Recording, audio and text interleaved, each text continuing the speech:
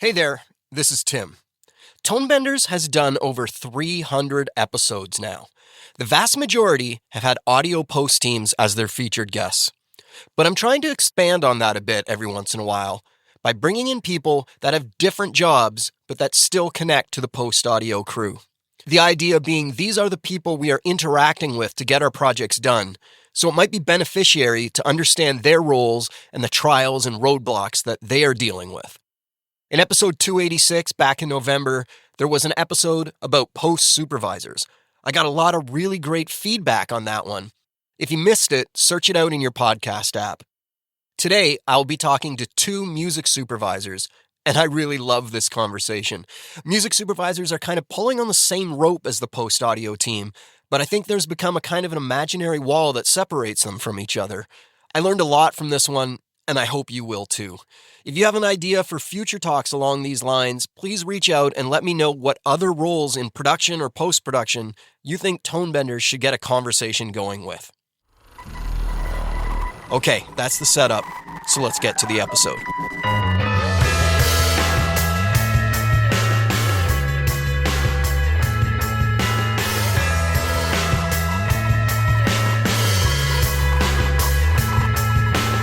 Welcome to Tonebenders Sound Design Podcast, presented by Sound Ideas. This is the show where we talk with the sonic artists behind our favorite films, games, and series. Sound Ideas annual memberships put Sound Ideas' full range of over 600,000 sound effects, music tracks, and production elements at your fingertips, with 3 tiers to choose from based on your sound design needs.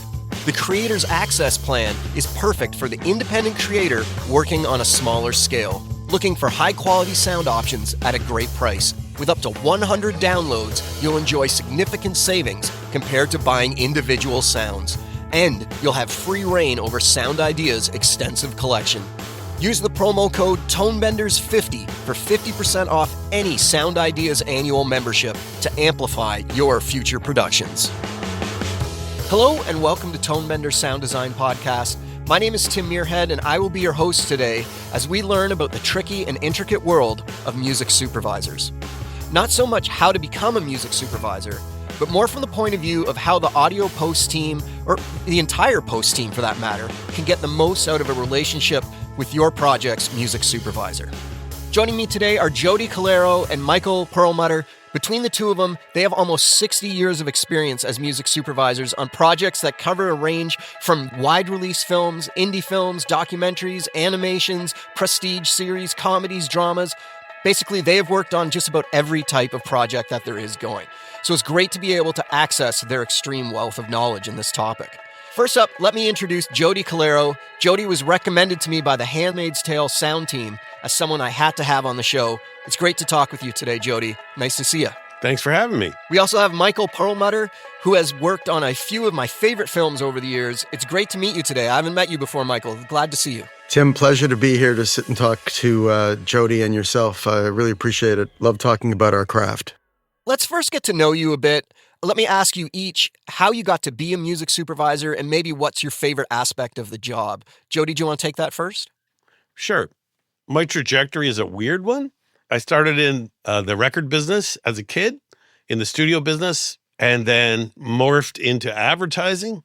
The training that I got in the advertising sector, it turns you into kind of like an elite SWAT team assassin because the deadlines are irrational. The requirements are top-notch, except it's 30 seconds long. And after a decade or so, I got really, really tired of greasing the wheels of big corporations. And I wanted to get back to storytelling and something more musical. So I slowly morphed into television and film. And here I am today. Jody, that's the shortest answer I've heard of your history of your life. I don't want to and talk. I'm so impressed that you were so succinct. Michael, do you want to take how you got into it? My trajectory is very different than Jody's. I played sports when I was younger, busted my knee, started working in advertising, realized I wanted to get into the music business, so I left my advertising job to the dismay of my boss with a lot of expletives that we'll delete today. And I loved working at the advertising company because it was an entertainment advertising company. Always had a passion for music. And I worked in music publishing for a little bit. I then got a phone call from a company called the Feldman Agency looking for a supervisor, music supervisor. And the strange thing about that, I had the interview, of course, and got the job. But the strange thing is about a year before that, I had no idea what a music supervisor was. I was sitting in the basement at 3 a.m. having a couple of drinks with a few people, and somebody said, "You'd be a great music supervisor." I said, "What's that?" And here we are a couple of years later, still doing it. The reason that I was getting into it or was interested in it is my passion for music has been part of my DNA. It's other than bleeding blue for the Toronto Maple Leafs, I bleed notes and music and feeling and emotion. And the idea of marrying these two medium were super intoxicating for me. And back when I started in the late 90s, there weren't a lot of music supervisors.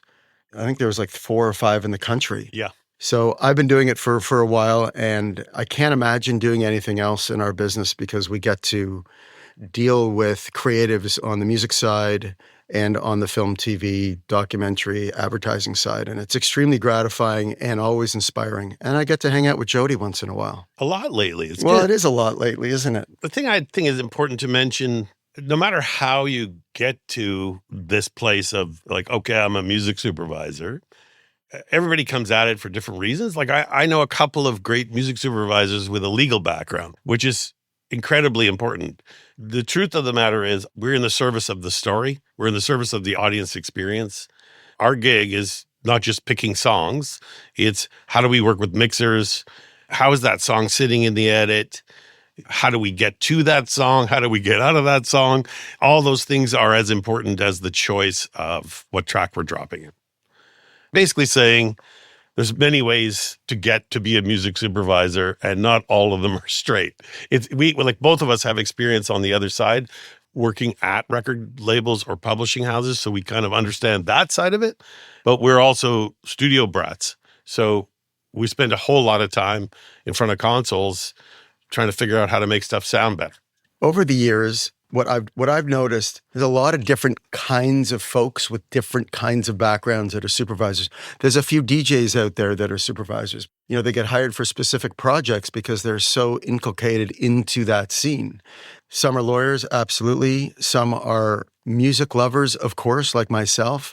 But I always say that 25% of our job is creative, and the other 150% is everything else. Yeah. Which is anything from the negotiations to the administration, to the meetings, to the mixes, to the creative vision. I mean, we're really a spoke on the wheel, right? And one of the misconceptions is that we choose the music.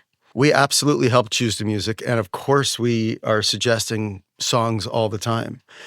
But in the end, it's the director or the showrunner or the ad executive. It's a real collaboration, and I think a lot of people don't understand that. They're not supposed to understand that because they're not doing it day to day. But as I've noticed, there's tons of collaboration. I mean, I worked on the first season of Handmaid's Tale, and it was a massive collaboration. From Bruce Miller to Sheila Hawken to myself. Elizabeth Moss suggested a song that we used. And I know Jody goes through the same thing where you're listening to a lot of different people because really it's their baby, it's their project, and they have some ideas. And of course we're going to listen to it because they've been sitting with it for years. I would say that music supervision has morphed in the last 10 years in a big way to being more curatorial. The misconception is, oh, you hire a music supervisor, he's going to find you a song for the big montage scene. And it's not that way. Usually a director or a showrunner comes in and says, I want this song. I've had this in my head from the script stage. Regardless of whether I can afford it or not, this is what I want. Michael and I talk about this quite often. We find 75% of our day is spent disappointing people. We can get you the quickest no, Yeah. right? Since this is more of an industry thing and less of a for young music supervisors coming up, we can lament one of the issues which we face every day is budgets. It is insane. The production community does not involve us at the budgeting stage on a series that will remain nameless, but their budget is $50,000 for 8 one-hour episodes, and they have really expensive taste. So basically one song with their taste could easily be $30K USD, and that's their whole budget. It's a real problem. There's continual education. This is not a massive knock on producers. Part of the challenge is understanding how significant music is for your story, how significant music is for your audience, how significant music plays in the settings, the environments. A really good example is I worked on Queer as Folk, the North American version, for 5 years. We spent an enormous amount of Showtime's money, which was beautiful and brilliant, and we really had basically carte blanche. But in the very first season, they had given us like a ridiculously low per episode budget. Let's call it $10,000. The first song that we cleared was 20 grand, which had a Michael Jackson sample in it, which we did clear. Very quickly, we all realized we need to find money, and they did. And for 82 episodes, we spent a lot of money, but it was a character. We didn't even have a composer on the show. We had a composer for the first three or four episodes. And then we realized we don't need a composer. We're using a lot of songs. And when we don't use songs, we just let the actors who were phenomenal on screen do their thing in silence. And because it was a character in the show, everybody realized, top to bottom, that it was such an important element. We need to forget the money. We need to tell the story properly. And music was a perfect vehicle for that. Every year, Jody and I go through the same thing. We're always talking to producers and anybody in post-production supervisors about the expectations, managing expectations, right. Honestly. Yeah. And I feel sorry for the poor mixers because somebody wants Heroes, Bowie, for their big montage thing. They either can't afford it or it's denied. So it doesn't matter what we send. They're just not going to be happy. Temp love, right? Temp love. Temp love. Yeah. So that pain trickles down to the mixers at the end. Because can we get more out of this? Can we do this? Let's add some sound effects. Let's go crazy. Blah, blah, blah, blah. But it ends up being a mess. And in the end, it's about managing expectations way earlier in the process. Like at the budgeting stage. Even at a script stage, way before pre-production is really, really helpful. And we try. And some producers do call us, I think, early on, or directors call us early on. Let me be positive for a second, because I'm like Mr. Wet Blanket here, complaining. Does that mean I'm Mrs. Wet Blanket? No, you've been more positive. Have I? Yeah. Okay, good. The one thing I will say is that when you do get an alt that absolutely delights the showrunner or the director or the broadcaster, it's like a sense of completion. It's like, there is something amazing about that. Like the struggle does sometimes bring you to a pretty amazing, delightful place. No, that's a really good point. And I think that's I don't want to say the diamonds in the rough, there's many of them, but I think that's also why we still do what we do after. Thank you for the 60-year introduction. Really appreciate it, Tim. I'm glad they can't see our face, but they can hear it in our voice maybe.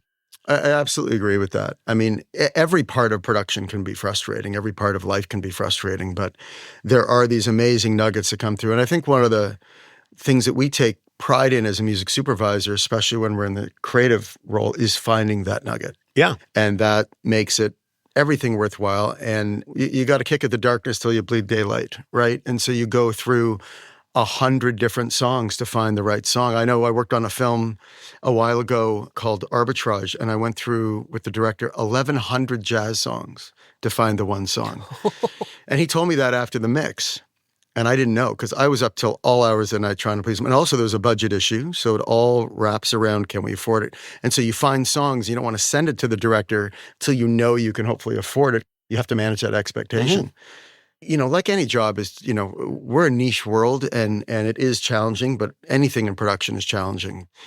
You're right. It's a beautiful feeling when everybody is happy, and especially when we find a lot of independent music to promote. We're on the side of the creators, the songwriters, the producers. Like, we can't help it. We're constantly in this battle of, I only have this much money, but it's a good opportunity for you. Or, okay, you can't afford Bowie, but listen to this. Yes. Right. You Right. know? Can I circle back on? Does Tim want to ask a question, Jody? I'm loving this. Keep going, guys. You're answering questions on my list before I'm asking them. This is perfect. I want to be clear about something about the role of the music supervisor, and I was going to get it in earlier, but it didn't seem appropriate, so I'll shove it in now, which is there are two kinds of music supervisors currently. Before, like in the 50s and 60s, there wasn't even a music supervisor role, but there was always some guy overseeing the score, songs, on set, whatever. There's some dude running around as a crew guy doing that.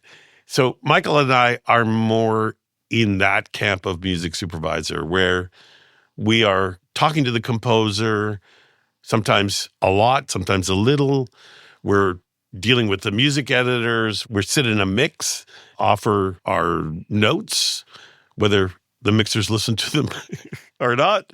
But we're there to weigh in on the audience experience from a musical point of view. And then there are the other types of music supervisors, and they are mostly clearance, meaning the songs are already chosen. Please go do the contractual stuff. Make sure that we're legal. They're not involved with the mix. They're not involved with the composers. Nothing really creative, and that's a super important role. And on that, in terms of being in the mix, Michael and I'm speaking for you, but I know you always do, Jody. Weirdly, okay. we don't work on the same. You don't really need me, Tim. Actually, you don't need me at all right now. Yes, but that's okay. but the two of us, because we're old and have 60 years of experience. Speak for yourself on that one. Absolutely. Yeah, okay. You're not far behind me. When we go to a mix, I hope that the mixers realize that what we're saying sometimes is reduce music to make it more effective. Like we're not in the stage where it's all about the music. For us, it's all about the audience experience. So how is the music playing into that rather than just make the music louder? Mm-hmm. No, it's a really good point. And even back to the queer as folk idea, right? We realized we didn't need score. You don't need music in certain spots. Sometimes just get rid of it, and it's more effective. And we do sit in the mix and say we don't actually need score, or the score should be shorter, or we don't need a song there. You know, it might be clashing with something in the background, or it might not work, or the acting is so great that just let it sit and let it breathe, or let the episode breathe.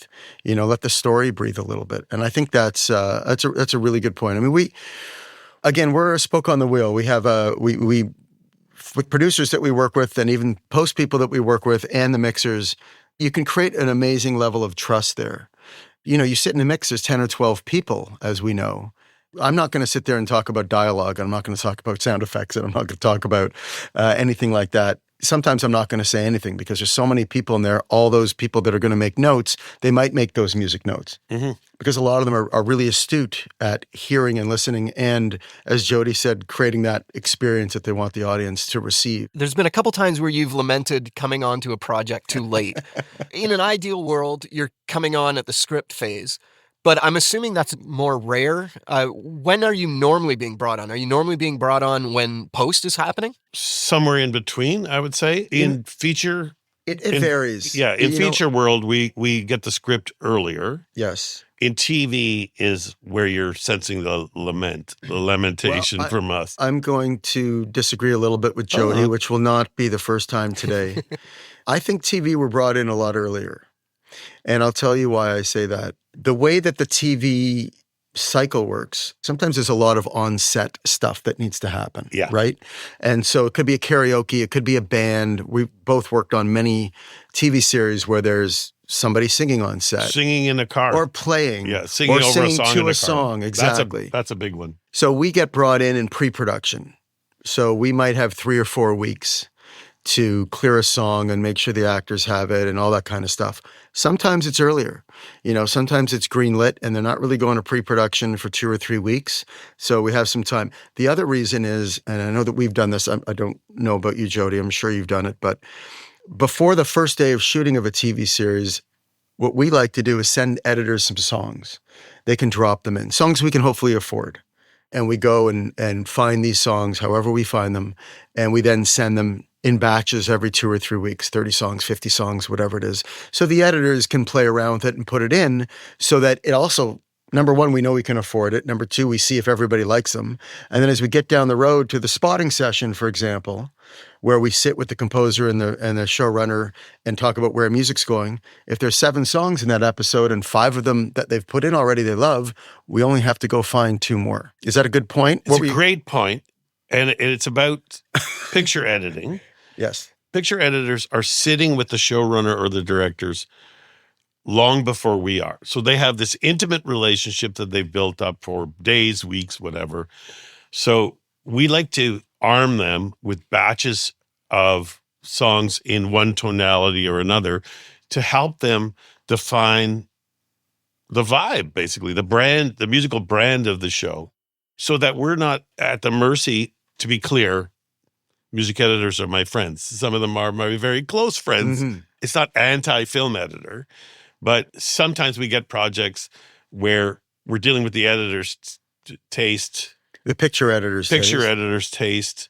And then we have to try and undo that because either it can't afford it or whatever it is. So we like to arm them. That way we're in conversation with the showrunners and whoever it is in the progression as the thing is being built. We're part of that conversation. And we do have that conversation with a showrunner. Mm-hmm. Well, at the time we're hired, and then even a creative conversation before they start shooting. It's a female-oriented youth show. The lead actor is 22 years old, and she loves punk. She loves punk from the 70s, or whatever the case is. So we go through a vision, a musical vision, and then we go out and, like we talked about, arm the picture editors with that kind of music. One more adjunct. This is an addendum. Footnote. Jody, footnote.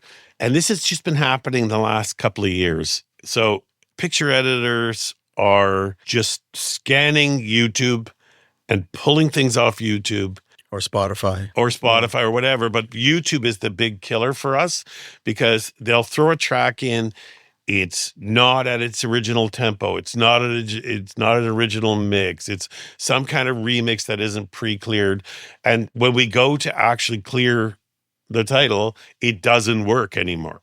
It's a real problem. I don't know if you're running into it. I'm running into it a lot on docs.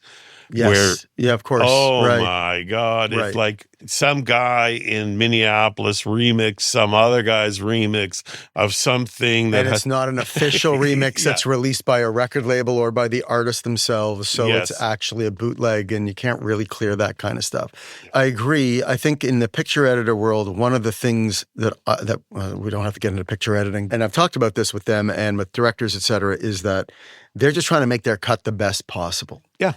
Right? So they're trying to sell their cut, soft sell, not actually sell, but make it perfect. So they are going to put in everything and anything. And I totally appreciate that. But we also have to be the bearer and the forebearer of bad news and say, well, we can't use any of that stuff that you've put in. So we've got to redo it. And we just don't want to go through that because it's part of our job, but we just don't want to add that much more work for everybody, including them. It harkens back to the original point, which is we spend half our day disappointing everybody. Hi, it's me again. I got more bad news for you. To go back to your question a little bit, Tim, regarding film, and Jody can touch on this, we can get hired on a film before it's shot if they obviously need some things for set, or after it's shot. Because sometimes after a film is shot, they've got another 6 months before the mix and the playback and all of that. So we can really talk about what they need. I would agree that just like you bring in a DOP, just like you bring in an art director, just like you bring in your, other creatives on the team, again, depending how important music is in your storytelling and in your project, bringing a music supervisor in early is super key. And it's happened a lot in my world, which has been phenomenal. And I think it bears fruit. It does. I think it does. Not because it's Jody or I, it's just the position of a music supervisor and what they can add and bring to the creative process. Tim, you got to ask a question at some point. We'll stop. Okay. No. I do have 2 things that I think might be interesting for your audience, which is one is the clearance, like the legality and the actual. I'm sure we'd be getting there, Jody, if you and I would just shut up. That's what I'm saying. Maybe he wants to ask us. And the second thing is the role of the music editor.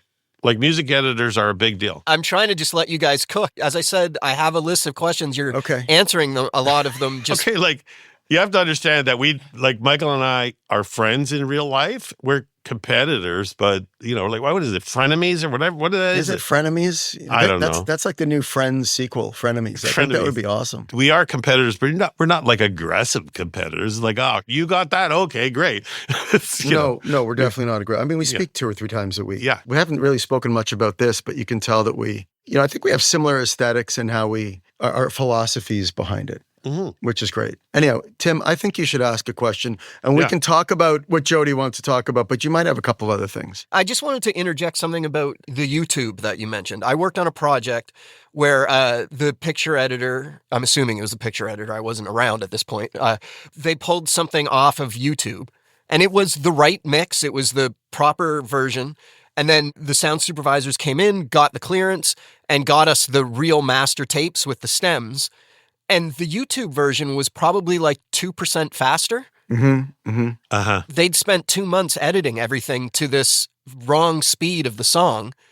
And then we ended up having to speed up the song that they just spent many, many thousands of dollars to get.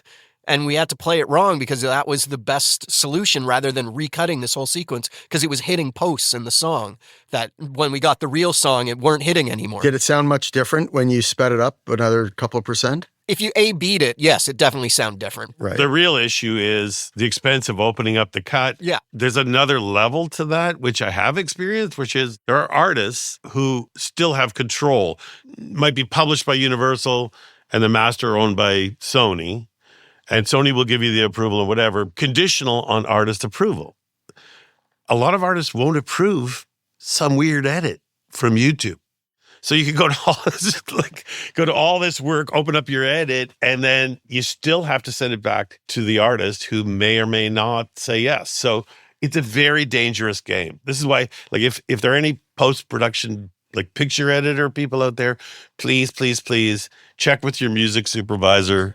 Yeah, that's all. Yeah, if you love something from YouTube or wherever it is, even on Spotify, great. Who knows? Like if it's going to be a little bit different, ask us for the master that comes directly from the record label, which is usually in a waveform, because that's the master that we all like to use, and or the recording that we like to use. Otherwise, it gets really expensive. It can get really expensive, and it can also, like you said, really mess up an edit. I've seen that a couple of times. It's a bit tricky. You slow it down, you speed it up. Does anybody really know? No, but if anybody out there in record land world hears this, they're going to call us on every single one now. and the other thing is, 3 years ago, even 4 years ago, we could kind of figure out what they were doing. It's like, oh, they use time compression, or they use this, or they use that. And we could go like, okay, let's just adjust to 2%. Oh, look, it works. Now with AI, we have no idea. There are micro moves going on in there. So to try and re-engineer that is a very long, very arduous process. It can be done, but as you know, as you went through it, but it's definitely a red flag. Something that I find happens a lot. I get hired to do the audio post on a project with the director.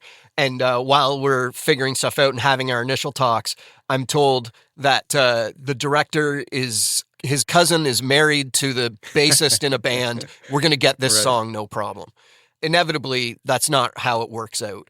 When you hear that, do your eyes roll immediately? Maybe not literally, but like internally? No, literally. Literally.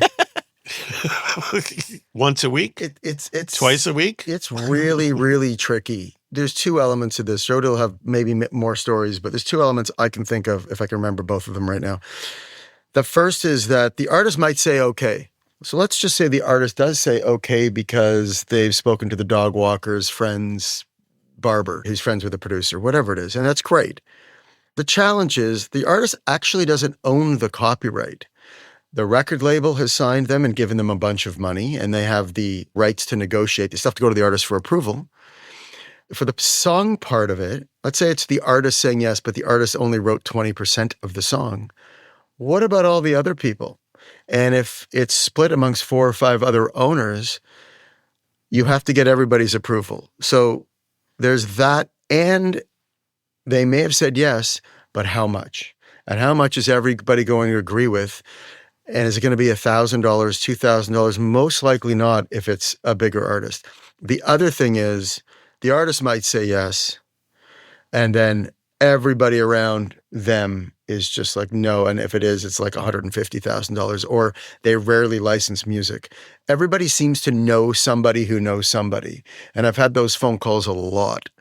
My friend knows X, or I've met X before. I had it this week. Yeah. I had it for 2 weeks in a row, for 2 full weeks about 2 weeks ago. Every day, this is going to happen. This is going to happen. It happened at the last moment, literally the last moment. And there was basically no money involved, but it really was a favor. And those favors don't happen very often. Actually, I have two things to say. One is directors will write a letter, or the writer will write a letter. What if I write a letter? And we do that a lot, and that can help. It can help. I've only seen it work twice with the big artists. With the little artists, a little smaller, yes. Okay. David Byrne was a yes once based on a letter, because it actually was a very short, great, unbelievably well-crafted letter. Okay. And I saw him say, okay, I'll do it. It's just rare. Michael may not agree with me, but when I have lunch with the publishers or the labels, the director letter is kind of a topic for humor. Like, you wouldn't believe it. I got this letter where the guy's like, blah, blah, blah. He's making a thing and he wants us to get him Bob Dylan for like $500. It's that kind of thing. If you're going to have a director letter or a showrunner letter, your ask still needs to be reasonable. That's what I like. Yes, exactly. There's so many unreasonable ones. Like, I'm making this is my second film.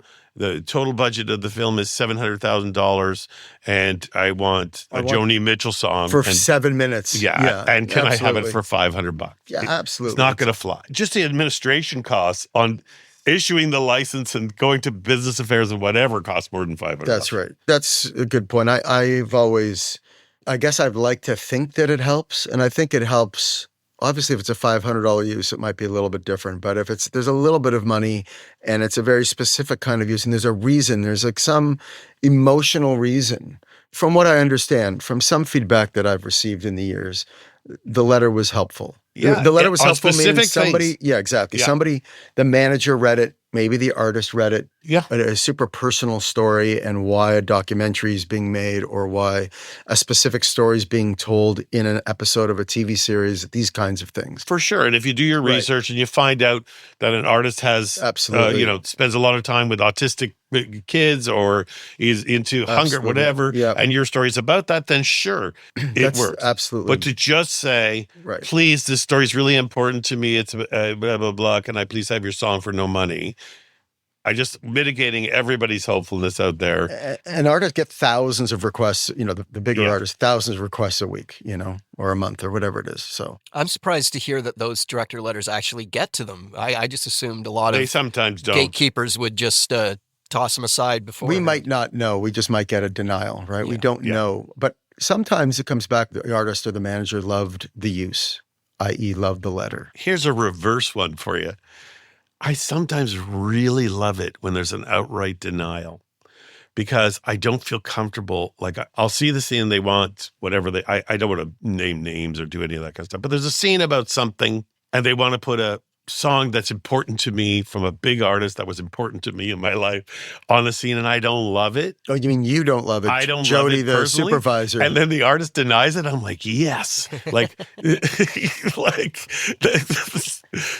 I knew I loved you. And it's interesting that you bring that up, because the first 10 years of doing my job, I would take it personally if they didn't like my idea. For sure. And that's just me as an emotional basket case of a human and a sensitive dude. And I would be like, I can't, that's so, no, the one you chose, I don't like it as much. So I'd have these discussions, and in my head, I'm like, well, why are they hiring me? Yeah. Which is literally the reverse of where we started, because I've matured a little bit in my job, maybe not in my life, but in my job, I feel like I've matured a little bit. Now I think I don't get as personal about it, because firstly, it's not my project. Secondly, we're a spoke on the wheel, and we're there to facilitate and execute vision. Yes, we certainly are asked our opinion, and we'd like to think we have half-decent music taste, that we know we can place the right song in the right scene. But sometimes, as Jody said, a song goes in and you're just like, that doesn't work. It literally doesn't work, and it would be unfortunate if it aired. Great point that you make about not taking it personally. I went from taking it personally to also fighting and fighting for something, losing, and then I see it on TV, and I'm like, you know what? They were right. Geez, that's kind of work. Absolutely. Absolutely. It's like, or I'll sit there with my family and I'm like, here comes that scene. They're going to go, why did you put that music in? And they're like, that's great. Anyway. And then Jody, then we start taking credit for things we didn't do. But no, we don't do that. We don't do that. I think every part of filmmaking has an element of that. I know when I'm going to show a director a big sound design sequence that I've done and they don't like it, early in my career, I would be like, well, they're stupid. I've made the right decision. And then you go in, you look at their notes and you change things around and it works better. And, it's a team sport in filmmaking for sure. Absolutely. And we're the last in the chain, as you know. We are. You're one of us. Like the baby is going to take its first steps as it leaves the studio. For most showrunners, that's the last time they have to fix the scene they didn't like or fix the music, whatever. Yep. It puts a lot of pressure on that last playback day, usually. Which brings me to the other point. You're probably sick of us by now. No, not at all. But you did bring up earlier that you wanted to talk about the clearance aspect of the job. Did you want to jump into that now? Yes, and also the importance of a good music editor. My respect for music editors has gone up exponentially as I get older. It's like just the delivery of that to the stage is incredibly important. And then refining the cut. We've been lucky, you and I, to work with some really great engineers, so many great musical mixers. As you know, you get into a mix and it's like dialogue is everything for everybody.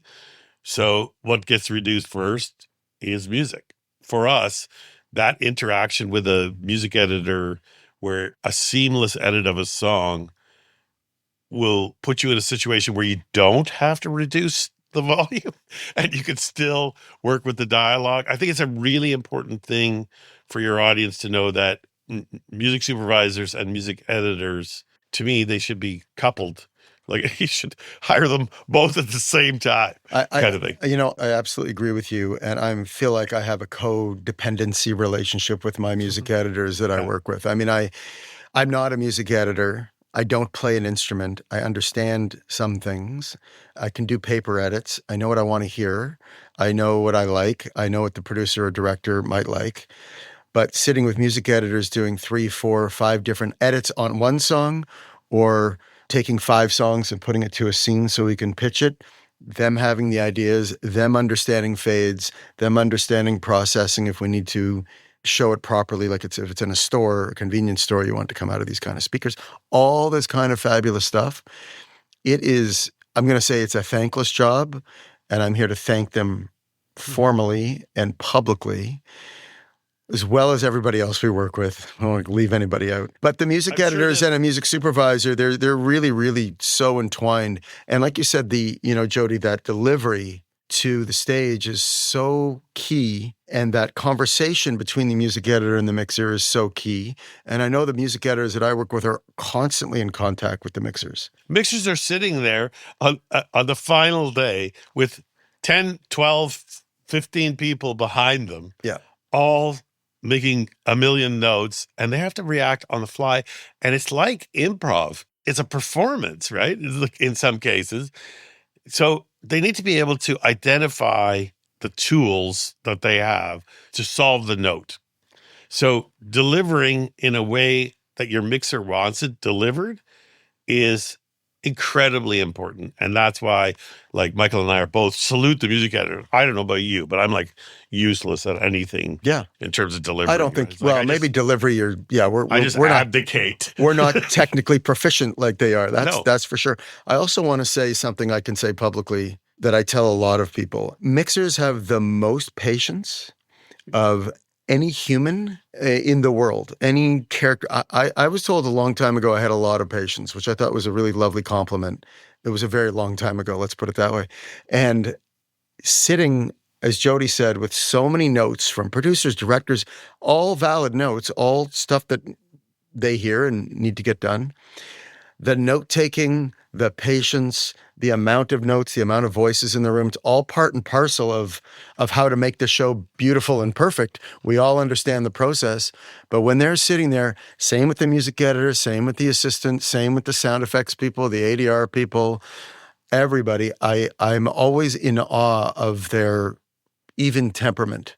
Because I don't know if I would have that as much. No, I'd like to God, think no. I'd like to think I'm pretty patient. Yeah. It's not like we're blowing up at people or anything crazy like that, but okay, we got to finish the fixes in 5 hours, go, right? And then play the fixes for everybody from all different parts of the post process. And it all has to get flown in again and then mixed in again. I know, they're like monks. They're like monks. Yeah. They're like monks. The audio post team gets this song and they don't understand how that song was arrived at. Maybe just give us a bit of the effort that goes through to actually get that song onto the timeline of the film cleared and ready to be mixed in. We have two pieces of every puzzle on every song, the publishing and the master.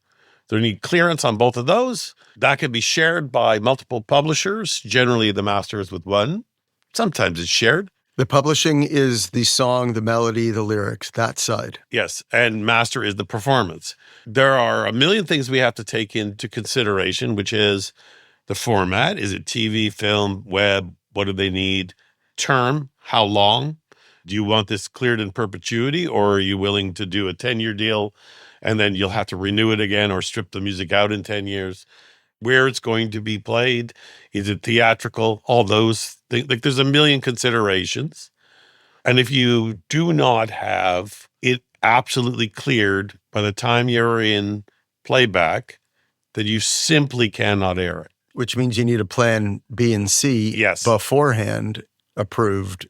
Generally, what we do in those situations where it's really tight to the wire is we'll throw in the one that we think we're going to get. We're pretty sure. We're just waiting for 10%. But here's our backup, and mix it as if it's real, because you might have to default to that rather than having to go back and open up the bloody mix again and re-output the whole thing. And, closed captioning, it's really expensive. I want to add one thing, Tim. You know, what I find has been interesting over the last 10 or 15 years, a long time ago, well, let's call it 10 or 15 years ago, it actually might take 2 or 3 months for certain artists and certain clearances and approvals to happen. Whether you need 2 approvals or 10 approvals, it could take 2 or 3 months. What I've found, for better or for worse, is sometimes it's only 2 weeks or 3 weeks. Sometimes it's still 2 months, depending on the artist. But the challenge is we live in this instant gratification world for everything, not just the film process, but like life. Whether it's an email, whether it's you want something, whether it's ordering something online and getting it tomorrow, like everything in our life. So when a director, producer, whomever wants a song and they think it's going to happen in 2 or 3 days, Lady Gaga or whomever, it's just not that way. Now, if it's only one person you have to go to, it's easier. But on a Lady Gaga song, for example, if there's 5 writers, which means there's possibly 5 different music publishers, you need everybody's approval. Now, maybe once you get Lady Gaga's approval, everybody else will fall into place. Like these things, we have tricks, right? We have ideas and we have processes. But maybe Can I know your tricks later? You know all my tricks. You invented the tricks, man. Maybe she's on tour. Maybe she's sick. Maybe she doesn't want to license music for 6 months. We don't know. Using her as an example, or they deny it because they don't like the scene. Or they I had one recently where the artist was actually in dispute with their label. Right. They're like pissed at their label, of course, and they're trying to run out the contract. So it's like, and we sometimes, how do you get involved in that? Sometimes we don't know that. Yeah. And that's why you need the plan B and plan C. And sometimes, and what's great about some of the labels and publishers is because we have relationships with them, they'll tell us right away, we might have an issue with this, go to plan B. We'll try for it. And then sometimes we aren't sure if some artists actually do license music. Mm-hmm. Some don't license it at all or very, very infrequently. We try to stay away from war stories because we have a bazillion of them. But I guess I'll tell you this one because it's pretty entertaining. We tried to clear a Dr. Dre song. 16 writers, right? Because it's samples, whatever. So this guy has 2%, this guy has 5%, this guy has 10%. Dre has 40, and the other 60 is split between the other 15 people. We get 15 of the 16 cleared, and the producers are excited. This is going to happen, whatever. We cannot find the 16th guy. Can't find him anywhere. What the hell? Did he drop off the face here? Turns out he was in jail. And so we actually reached out and talked to, I guess, the equivalent of whatever the warden is. I don't remember. It was a while ago, but correctional people. And they're like, no, you can't communicate with them. What about a lawyer? Did he have He had fired his lawyer. He'd gone through 3. We ended up not using the song. 15 of 16 approvals. Really? And that guy, he had 3% or 4% or something. Didn't get the approval. So interesting. This is sort of a general hip hop thing as well, like becoming more and more challenging because of the multiple producers and writers. And it means multiple samples. approvals for us. I want to thank you both for talking to me today. This has been a super entertaining discussion because I'm learning a lot, and you guys, as I mentioned earlier, have a good rapport and are making me chuckle a bunch. So maybe we can have you guys back on again sometime in the future for a part 2, because obviously lots more to talk about. We're game. Call us. Absolutely. A definite pleasure. And thank you, Jody. Thanks, Tim. Thank you very much. Sound Ideas annual memberships put Sound Ideas' full range of over 600,000 sound effects, music tracks, and production elements at your fingertips. With 3 tiers to choose from based on your sound design needs. The Creator's Access Plan is perfect for the independent creator working on a smaller scale, looking for high-quality sound options at a great price. With up to 100 downloads, you'll enjoy significant savings compared to buying individual sounds. And you'll have free reign over Sound Ideas' extensive collection. Use the promo code TONEBENDERS50 for 50% off any Sound Ideas annual membership to amplify your future productions. Tonebenders is produced by me, Timothy Muirhead. Theme music is by Jim Guthrie. You can reach me via email through info@tonebenderspodcast.com. Follow Tonebenders on Instagram to stay on top of new episodes. If you like the show, you can help us out by spreading the word to your friends and colleagues, or leave us a tip. Just go to tonebenderspodcast.com and click support. Thanks for listening.